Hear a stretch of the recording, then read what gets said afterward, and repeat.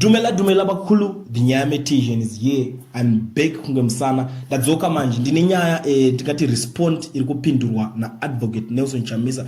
Ari kupindura nyaya ye zvinhu zviri kuitika zvekutaurika muZimbabwe munomu. Pamazuva arika aya tiri kuona President Emerson Mnangagwa wabuda pana nyaya yakabuda pana pechinzi President Emerson Mnangagwa has warned that law enforcement agents are prepared to deal with unruly elements working with unfriendly states to disturb peace and security ahead of 44th SADC's heads of state and government summit to be held in Zimbabwe. So law enforcement yatogadzirira mukatangota any funny trick munhu mukati ende timazuva adarika tiri kuona zvekare ana Jameson Timber vakasungwa nerimwe team vachiita private meeting yavo ende tiri kuzoona futi panapa Minister of Information Jennifer Muswera ari kubuda akati as government we are warning perpetrators of these serial choreographed theatrics who are involved in subversive activities aimed at undermining the rule of law that their days are numbered and that their lawless plans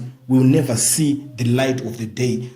So zvinhu zvese zvataurika zvaitika advocate Nelson Chamisa ndopo ari kuzobudikira vari kudedzera kuti no weapon formed against you shall prosper. People will make weapons to fight against you, but their weapons will never defeat you. Some people will say things against you, but anyone who speaks against you will be proved wrong.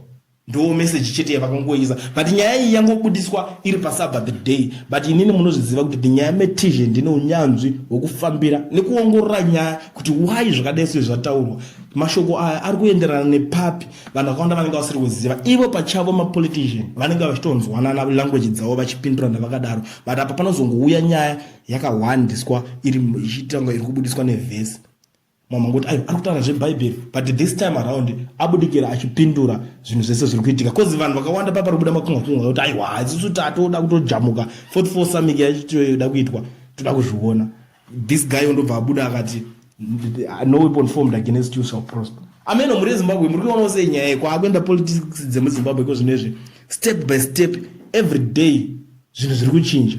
Ameno muri kuona sei nyaya. Tell me what to think in the comment section. The Nyame Tijan. I'm out.